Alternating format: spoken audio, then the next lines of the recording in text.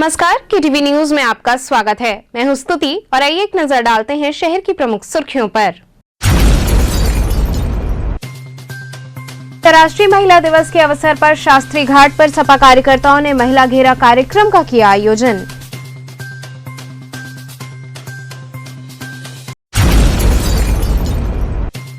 शिवपुर थाना अंतर्गत गिलट बाजार स्थित करौली डायग्नोसिस सेंटर में लगी आग।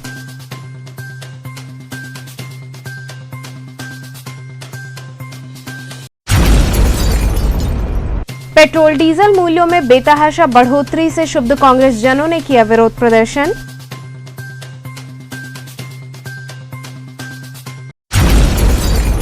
और चेतगंज थाने की पुलिस ने गैंगस्टर एक्ट में वांछित अभियुक्त को किया गिरफ्तार। और अब खबरें विस्तार से। राष्ट्रीय महिला दिवस के अवसर पर सपा कार्यकर्ताओं ने महिला घेरा कार्यक्रम का आयोजन किया। राष्ट्रीय महिला दिवस के मौके पर समाजवादी पार्टी जिला महानगर के संयुक्त तत्वाधान में वरुणापुल स्थित शास्त्री घाट पर उत्तर प्रदेश की प्रथम राज्यपाल एवं स्वतंत्रता संग्राम सेनानी सरोजनी नायडू का जन्म दिवस मनाया गया।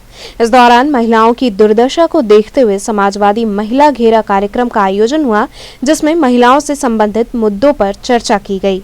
महिला घेरा कार्यक्रम व विचार गोष्ठी कार्यक्रम के दौरान समाजवादी पार्टी से जुड़ी महिलाओं ने प्रदेश व केंद्र सरकार पर महिलाओं की अनदेखी का आरोप लगाते हुए पूर्व की सपा सरकार की योजनाओं के बारे में लोगों को जागरूक किया। वहीं बातचीत के दौरान महानगर अध्यक्ष पूजा यादव ने बताया कि मौजूदा सरकार चाहे वह प्रदेश की हो या केंद्र की हो, महिलाओं के हक की बात तो करती है, लेकिन इनके शासनकाल में महिलाओं के उत्पीड़न के मामले थम नहीं रहे हैं।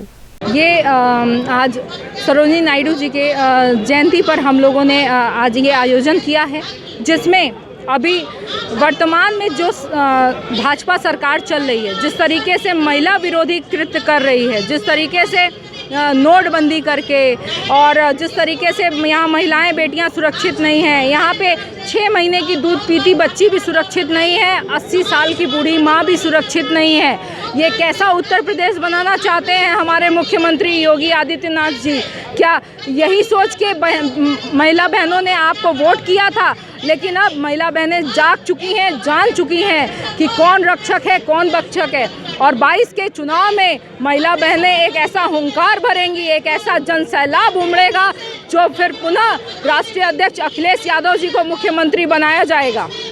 शिवपुर थाना अंतर्गत गिलट बाजार स्थित करौली डायग्नोसिस सेंटर में आग लग गई।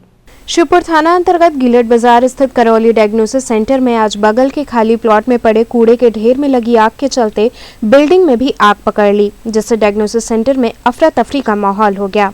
आनन फानन में लोगों ने इसकी सूचना शिवपुर थाने तथा फायर ब्रिगेड को दी और अपने डायग्नोसिस सेंटर में रखे सुरक्षा उपकरण से आग को बुझाना प्रारंभ किया। यह संयोग ही रहा कि किसी भी तरह की घटना घटित नहीं हुई है। इससे पूर्व ही शिवपुर थाने की टीम ने डायग्नोसिस सेंटर के कर्मचारियों की मदद से आग पर काबू पा लिया। वहीं बातचीत के दौरान शिवपुर इंस्पेक्टर राजीव रंजन ने बताया कि थाने पर सूचना मिलते ही हम लोग यहां पहुंचे और इनके यहां मौजूद सुरक्षा उपकरण का प्रयोग करते हुए आग पर काबू पा लिया गया। उन्होंने बताया कि इस पूरे घटनाक्रम में किसी भी प्रकार की कोई जान माल की हानि नहीं हुई है। वहीं डायग्नोसिस सेंटर के प्रबंधक ने बताया कि डायग्नोसिस सेंटर के बगल के खाली प्लॉट में कूड़े के ढेर को जलाने के उद्देश्य से किसी ने आग लगाई थी और उसकी लपटें डायग्नोसिस सेंटर के परिसर में भी आ गईं। ये हमारे थाना क्षेत्र में करौली डायग्नोस्टिक है, जहाँ काफ़ी सारे पेशेंट ऑलवेज जो है अपने जांच के क्रम में रहते हैं। इसके बगल में खाली प्लॉट है और उस प्लॉट में कोई कंस्ट्रक्शन का काम नहीं हुआ है, केवल बाउंड्री वाल है, जिससे उसमें तमाम सूखे हुए पेड़ और कूड़े वगैरह हैं। वहाँ कहीं से आग लग गई थी, जिसकी लपटें जो है इधर भी आ रही थी। ये सूचना 112 नंबर पर दी गई थी करौली के एम्प्लॉइयों के द्वारा। तो सूचना पे हम लोगों ने आके यहाँ किया, लेकिन इनके यहाँ जो व्यवस्था थी फायर की, उससे इन लोगों ने कंट्रोल कर लिया था। फिर भी हमारी फायर की टीम भी काम कर रही है, किसी तरीके की जान माल की कोई क्षति नहीं हुई। मैं आपको ये बताना चाहूँगा कि आज जैसे कि अभी आप लोग ने सुना, हम लोग के एम्प्लॉय के द्वारा हम लोग को सूचना मिली कि ऐसा बगल में जहाँ पे कुछ सूखे पत्ते पेड़ वगैरह हैं उनमें आग लग गई, तो उसकी लपटें हम लोग के तरफ भी आ रही थी, जिसकी सूचना शिवपुर पुलिस थाने को तुरंत दी गई थी। इनकी तरफ से तुरंत कार्रवाई किया गया, वहाँ पे फायर ब्रिगेड वगैरह भी सारी बुलाया गया और हम लोग को पूरा सहयोग इनका प्राप्त हुआ। हमारे यहाँ पे भी एम्प्लॉयज़ ने पूरी तरीके से, चूँकि ट्रेंड थे और हमारे यहाँ का फायर सिस्टम भी अच्छा था, तो सारी चीज़ें कंट्रोल में हैं। चूँकि हम लोग के यहाँ थोड़ा सा फुटफॉल ज़्यादा है, पेशेंट ज़्यादा आते हैं जांच करने के लिए, इसलिए हम लोग को इन सारी चीज़ों की व्यवस्था रखनी पड़ती है और उसको पूरी तरीके से। लेकिन मैं धन्यवाद देना चाहूँगा शिवपुर थाने का और ख़ास तौर से हमारे एसओ साहब का, जिन्होंने तुरंत कार्रवाई किया और हम लोग को काफ़ी असिस्टेंस दिया और हम लोग के कहीं पे भी जान माल की कोई क्षति नहीं हुई। पेट्रोल व डीजल के मूल्यों में बेतहाशा वृद्धि से क्षुब्ध कांग्रेस जनों ने विरोध प्रदर्शन किया। भेलूपुर थाना अंतर्गत पेट्रोल पंप के समक्ष युवा कांग्रेस जनों ने बढ़ते पेट्रोल व डीजल के दामों को लेकर जोरदार प्रदर्शन किया। युवा कांग्रेस के प्रदेश सचिव ने बताया कि आज पेट्रोल व डीजल के दाम में बेलगाम बढ़ोतरी से मध्यम व गरीब जनता को होने वाली आर्थिक हानि से निजात दिलाने के लिए प्रार्थना की गई है। प्रदर्शन करने से पहले ही भेलूपुर पुलिस द्वारा हमें साकेत मंडप के पास रोक दिया गया और हमसे वहीं पर ज्ञापन ले लिया गया। हम लोगों ने ज्ञापन तो दे दिया, लेकिन वर्तमान सरकार और पुलिस प्रशासन से विनम्र निवेदन करते हैं कि जल्द से जल्द डीजल व पेट्रोल के दामों में बढ़ोतरी होना बंद हो। यदि ऐसा नहीं होता है तो आगे हम उग्र आंदोलन हेतु बाध्य होंगे। आज हम लोग भेलूपुर थाना अंतर्गत दुर्गाकुंड चौकी पर पेट्रोल पंप है भारतीय पेट्रोलियम का। हम आज भारत सरकार और माननीय प्रधानमंत्री जो यहाँ के वर्तमान सांसद हैं, हम उनसे निवेदन करने के लिए और उनका फ़ोटो रख करके हम आए थे यहाँ पर निवेदन करने के लिए कि देश में जनता पर जिस तरीके के कोरोना काल के बाद से जो आर्थिक स्थिति सबकी बिगड़ी है, उसके बावजूद भी पेट्रोल पर लगातार टैक्स बढ़ा करके जनता को राहत देने का कार्य ये सरकार नहीं कर रही है। हम इसी प्रोटेस्ट को लेकर के आज यहाँ आए थे, लेकिन हमें पुलिस द्वारा रोक दिया गया और हम अपने उस सूचना को एक ज्ञापन के माध्यम से हमने अधिकारियों को दे दिया है और हम ये उनसे मांग करते हैं कि जल्द से जल्द टैक्स को कम करे, पेट्रोल डीजल पर टैक्स कम करे, जिससे आम वर्ग, गरीब वर्ग, मध्यम वर्ग को इससे राहत मिल सके। चेतगंज थाने की पुलिस ने एक अभियुक्त को गिरफ्तार कर लिया।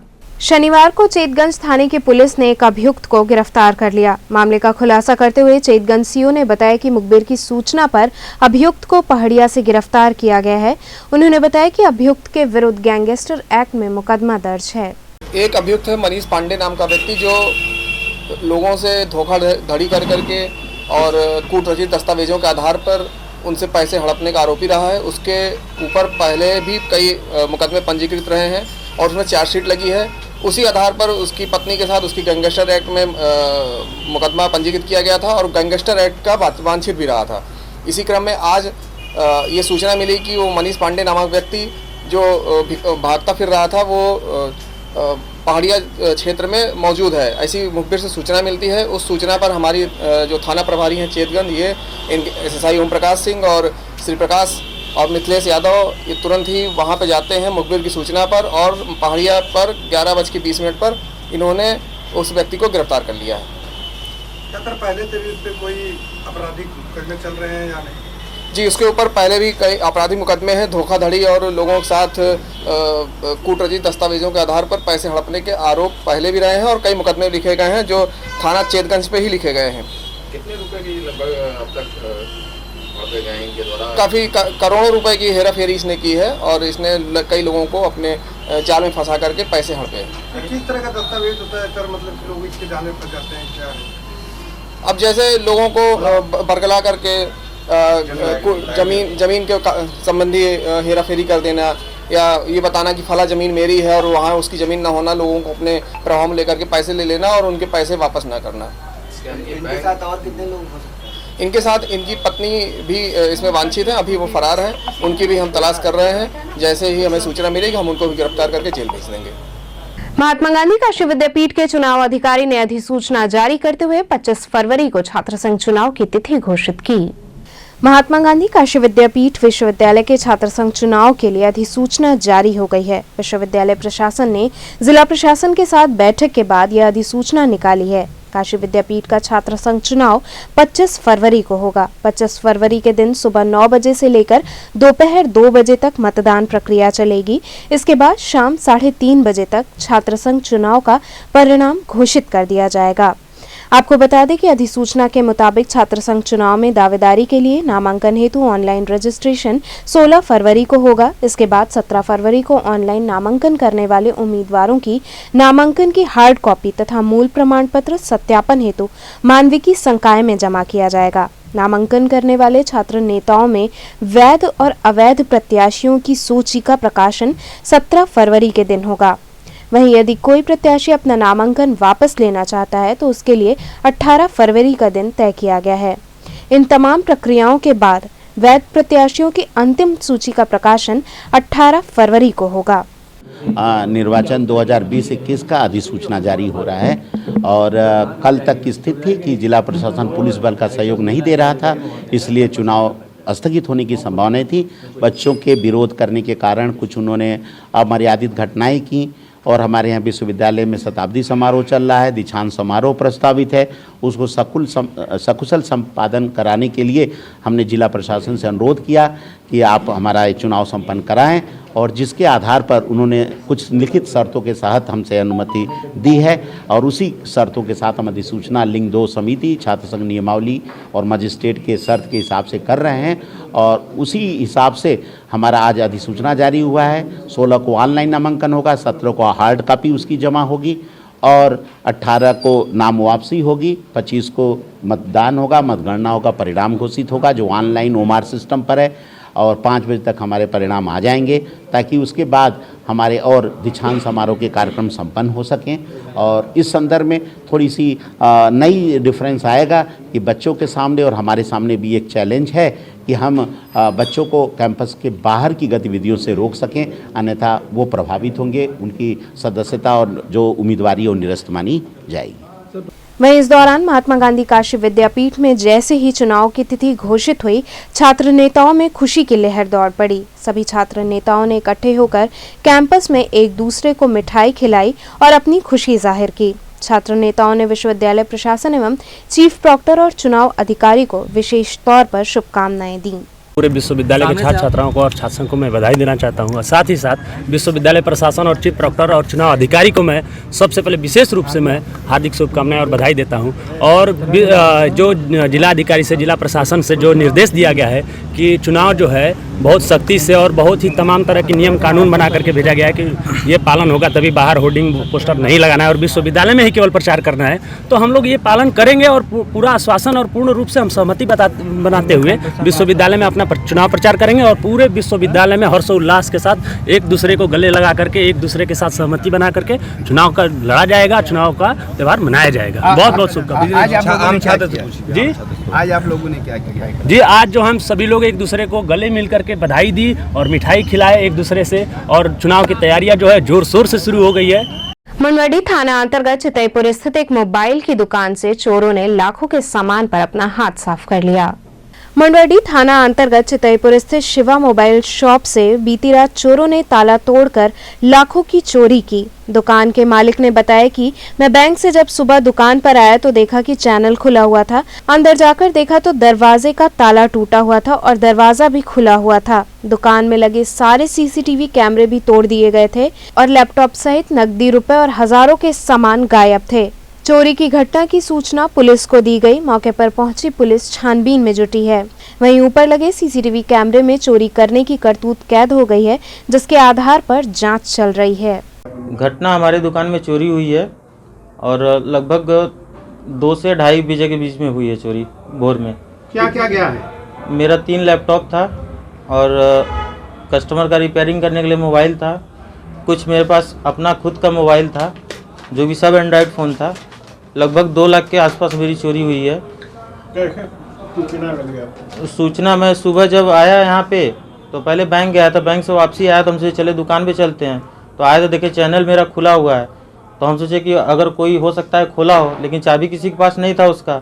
मैंने जब ध्यान दिया तो देखे कि ताला टूटा हुआ है। फिर अंदर भाग के आए, देख रहे हैं तो पीछे की दरवाज़ा भी तोड़ा गया है, पूरा लॉक सही था उसी तरह पूरा तोड़ दिया गया उसको।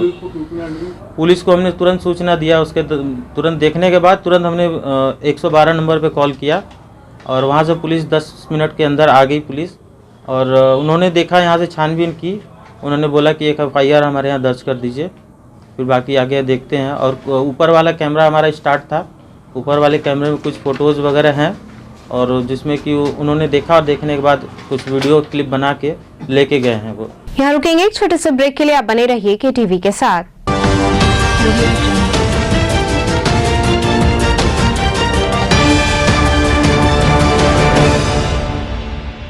खबरों से जुड़े रहने के लिए हमारे चैनल KTV वाराणसी को सब्सक्राइब करें और लेटेस्ट अपडेट्स के लिए बेल आइकन को प्रेस करें।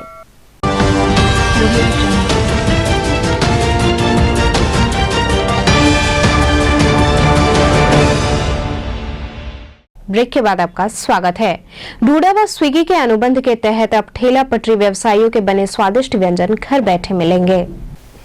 डूडा व स्विगी के अनुबंध के तहत वाराणसी के ठेला पटरी व्यवसायियों के बने हुए बनारसी चाट, मोमोज व अन्य स्वादिष्ट व्यंजन घर बैठे प्राप्त होंगे। वाराणसी के ठेला पटरी व्यवसायियों के स्विगी से जुड़ जाने के बाद एक ओर जहां आम लोगों को सस्ते व स्वादिष्ट व्यंजन मुहैया होंगे, वहीं दूसरी ओर इन व्यवसायियों की आर्थिक स्थिति पहले से कहीं ज्यादा मजबूत होगी। बीते कुछ दिनों पूर्व प्रधानमंत्री नरेंद्र मोदी द्वारा वाराणसी के मोमोज विक्रेता अरविंद मौर्य से सीधे संवाद के बाद वाराणसी के डूडा के द्वारा ये पहल किया गया, जिससे वाराणसी के कई ठेला व्यवसायी जुड़े। वाराणसी परियोजना अधिकारी जया सिंह ने बताया कि पटरी व्यवसायियों के स्विगी से अनुबंध होने के बाद एक ओर जहां इन व्यवसायियों के आर्थिक स्थिति मजबूत होगी, तो वहीं दूसरी ओर लोकल फॉर वोकल के PM की मुहिम को बढ़ावा मिलेगा। पूरे बनारस भर में कहीं भी लगा रहे हैं खाने पीने की चीज़ें, क्योंकि बनारस में जो सड़क के किनारे स्ट्रीट फूड्स होते हैं ये काफ़ी प्रचलित हैं। लोग सड़क के किनारे खड़े होकर के खाना पसंद करते हैं, लेकिन बहुत से ऐसे लोग हैं जो नहीं निकल पाते हैं अपने घरों से, लेकिन उनको टेस्ट वही चाहिए सड़क के किनारे का। तो वो टेस्ट हम उनके घरों पे उपलब्ध करा पाएँ कि वो अपने घर पे बैठे बैठे ऑनलाइन इसको मंगाना चाहें तो वो मंगा सकते हैं। तो हम लोगों ने स्विगी के साथ में, चूंकि ये भारत सरकार का ही MOU है, भारत सरकार ने स्विगी के साथ में MOU किया, जिससे कि इनकी आमदनी भी बढ़े, इनका प्रचार भी हो और जो टेस्ट है, स्ट्रीट फूड का जो टेस्ट है वो सब लोगों तक पहुंच जाए।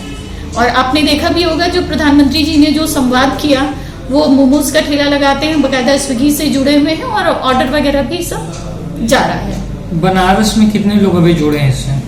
बनारस में अभी हमारे स्विगी से नियर अबाउट 65 के करीब लोग जुड़े हैं। लेकिन ये जो हमारा प्रोफाइलिंग का कैंप हो रहा है, इस प्रोफाइलिंग के कैंप में हम हर एक वेंडर को, स्विगी को भी हमने इस कैंप में जोड़ा है।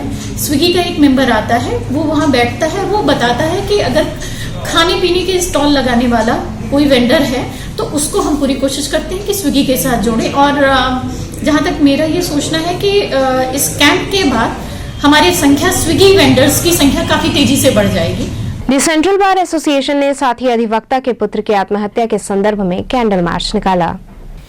अधिवक्ताओं के साथ ही वकील चेगविवारा रघुवंशी के पुत्र नचिकेता रघुवंशी की आत्महत्या के मामले में सेंट्रल बार एसोसिएशन बनारस के कार्यालय से अंबेडकर प्रतिमा तक कैंडल मार्च निकाला गया। इस दौरान अधिवक्ताओं ने कहा कि नचिकेता पर दबाव बनाकर आत्महत्या के लिए विवश किया गया। इस संदर्भ में अविलंब प्राथमिकी दर्ज की जाए। उन्होंने कहा कि सभी स्कूलों में एक्सपर्ट काउंसलर की नियुक्ति हो और हफ्ते में 2 घंटे बच्चों की मानसिक स्वास्थ्य हेतु विशेष सत्र चलाया जाए, जिससे कि आने वाले समय में ऐसी घटनाओं पर रोक लगाई जा सके। कैंडल मार्च में एसोसिएशन के अध्यक्ष एडवोकेट अशोक उपाध्याय, एडवोकेट राज आनंद, ज्योति सिंह, महामंत्री एडवोकेट कन्हैया पटेल, संयुक्त प्रशासन मंत्री एडवोकेट विनय कुमार सिंह सहित बड़ी संख्या में अधिवक्तागण उपस्थित हुए। और यह है कि मेरा सुपुत्र नचिकेता कक्षा 10 में श्री राम कॉन्वेंट लेडूपुर में पढ़ता था। उसके साथ क्लास में पढ़ने वाली क्लासमेट एक लड़की थी जिसने आत्महत्या कर लिया। उसके परिजनों ने एक एप्लीकेशन लालपुर पांडेपुर थाना में दिया कि कोल्ड ड्रिंक में जहर मिला करके नचिकेता ने दिया है और चाकू मार के घायल कर दिया है। जबकि मेरे CCTV फुटेज में, मेरे घर में जितने कैमरे लगे हैं, नचिकेता घर पे पूरे दिन मौजूद रहा है। 2:39 पे वो छत से नीचे उतरा है, 2:47 में अपने तक मैडम का फ़ोन आया, बात होती रही। उसके बाद 3:22 पे मैंने फ़ोन किया तो उसकी माँ गई कमरे में देखने, तो कमरा अंदर से बंद था, कभी वो कमरा बंद नहीं करता था। तो दरार से उन्होंने झांक के देखा तो वो फांसी पे लटका हुआ था। आखिर मैडम ने ऐसा क्या उसको आरोप लगाया कि उसने आत्महत्या कर लिया। और मुझे यह भी आशंका है कि लड़की के परिजनों ने ही लड़की को मार दिया और मेरे सुपुत्र को आत्महत्या करने के लिए दबाव बनाया और इसने आत्महत्या कर लिया। इसकी जांच होनी चाहिए, हत्या का मुकदमा दर्ज होना चाहिए।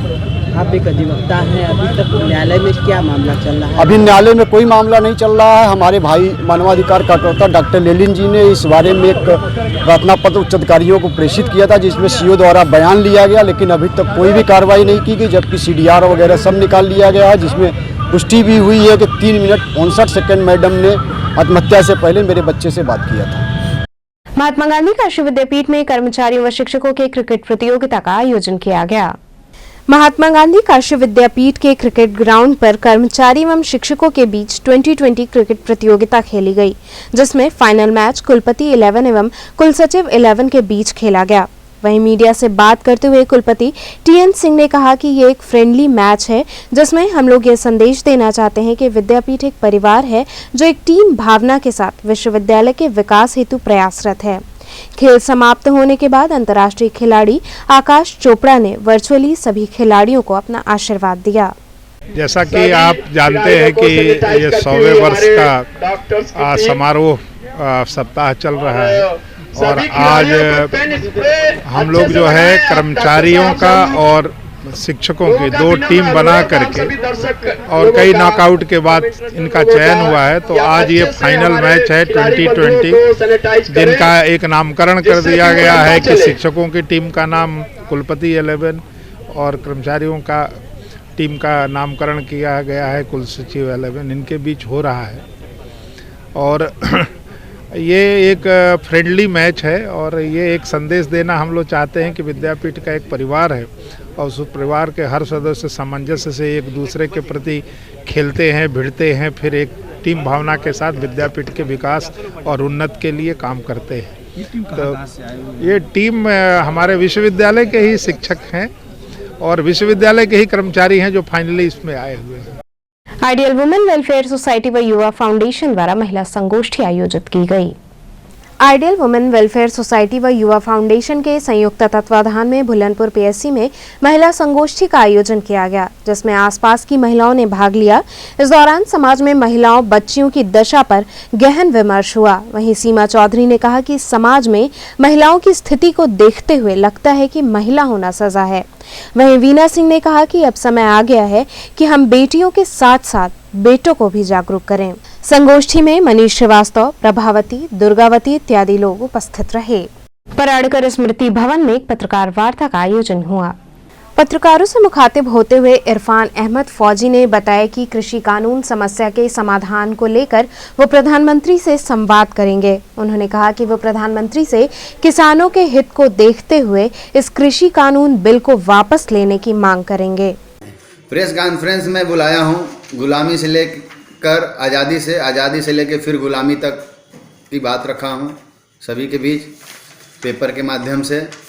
और मैं अपना मुख्य बात मेन पॉइंट ये बता देना चाहता हूँ कि जो किसानों को लेकर लोग किसानों को बुरा भला बोल रहे हैं, ये गलत है। किसान ही है तो हम अन्न खाते हैं और जीवित रहते हैं, और किसान ही है तो वो जवान पैदा करते हैं और सरहद पे सुरक्षा देते हैं। अगर किसान नहीं तो जवान नहीं, जवान नहीं तो देश की सरहद की शान नहीं। जिस तरीके से हमारे माननीय प्रधानमंत्री नरेंद्र मोदी जी अपना कार्य संभाल रहे हैं, उसी तरीके से वो किसानों की मांग को पूरी करें, या अगर उसमें उनको लगता है कि किसान नहीं मान रहे हैं, अगर किसान मान जाते हैं तो क्यों नहीं मान रहे हैं, क्या वजह है। अगर बिल कहीं ना कहीं गलत है तभी तो लोग विरोध कर रहे हैं।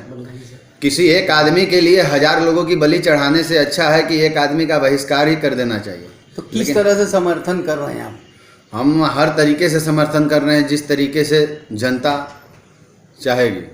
तो चलते चलते पुनः एक नजर डालते हैं शहर की प्रमुख सुर्खियों पर। अंतर्राष्ट्रीय महिला दिवस के अवसर पर शास्त्री घाट पर सपा कार्यकर्ताओं ने महिला घेरा कार्यक्रम का किया आयोजन।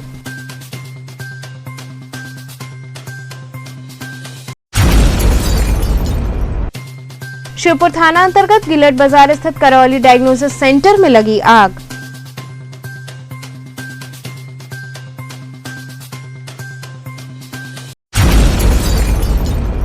पेट्रोल डीजल मूल्यों में बेतहाशा बढ़ोतरी से क्षुब्ध कांग्रेस जनों ने किया विरोध प्रदर्शन।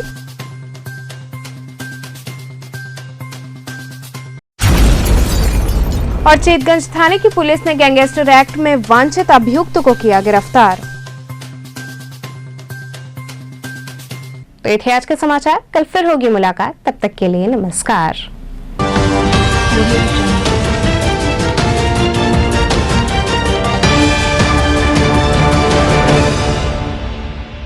खबरों से जुड़े रहने के लिए हमारे चैनल KTV वाराणसी को सब्सक्राइब करें और लेटेस्ट अपडेट्स के लिए बेल आइकन को प्रेस करें।